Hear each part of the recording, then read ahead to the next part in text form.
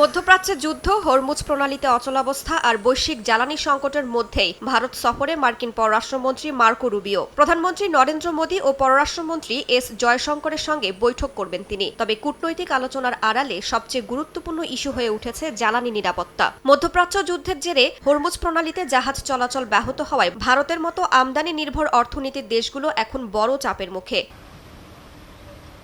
বিশ্বের তৃতীয় বৃহত্তম জ্বালানি আমদানিকারক দেশ ভারত নিজেদের প্রয়োজনে ৮০% বেশি অপরিশোধিত তেল বিদেশ থেকে আমদানি করে। গত ফেব্রুয়ারিতে ইরানে যুক্তরাষ্ট্র ও ইসরায়েলের হামলার পর পরিস্থিতি আরও জটিল হয়ে ওঠে। এই বাস্তবতায় ওয়াশিংটন এখন ভারতের বাজারে আরও বেশি মার্কিন তেল ও গ্যাস বিক্রির সুযোগ দেখছে। সফরের আগেই যুক্তরাষ্ট্র ব্যাপক জ্বালানি উৎপাদন করছে বলে জানান রুবিও। বিশ্লেষকদের মতে ২০২৫ সালে ভারত যুক্তরাষ্ট্র পণ্য বাণিজ্যের ঘাটতি দাঁড়ায় $৫৮.২ বিলিয়ন। ট্রাম্প প্রশাসন চায় ভারত আরও বেশি মার্কিন তেল, গ্যাস, বিমান ও প্রযুক্তি পণ্য কিনে সেই ঘাটতি কমাক। যদিও যুক্তরাষ্ট্র থেকে ভারত পর্যন্ত জ্বালানি পরিবহন মধ্যপ্রাচ্যের তুলনায় প্রায় দ্বিগুণ দীর্ঘ পথ হওয়ায় ব্যয় অনেক বেশি। All time Roma.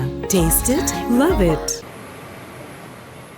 রুবিওর এই সফর ঘিরে বাণিজ্য ও নিরাপত্তা রাজনীতিও গুরুত্বপূর্ণ হয়ে উঠেছে। ২৬ মে দিল্লিতে কোয়াড জোটের পররাষ্ট্রমন্ত্রী পর্যায়ের বৈঠকে যোগ দেবেন তিনি। যুক্তরাষ্ট্র, ভারত, জাপান ও অস্ট্রেলিয়াকে নিয়ে গঠিত এই জোটকে চীনের প্রভাব মোকাবিলার বড় কৌশলগত প্ল্যাটফর্ম হিসেবে দেখা হয়। বিশ্লেষকদের মতে মধ্যপ্রাচ্যের যুদ্ধ এখন শুধু সামরিক সংঘাত নয়, এটি বৈশ্বিক জ্বালানি বাজার, বাণিজ্য এবং আন্তর্জাতিক কূটনীতির নতুন বাস্তবতাও তৈরি করছে। আর সেই বাস্তবতার কেন্দ্রেই এখন ভারত।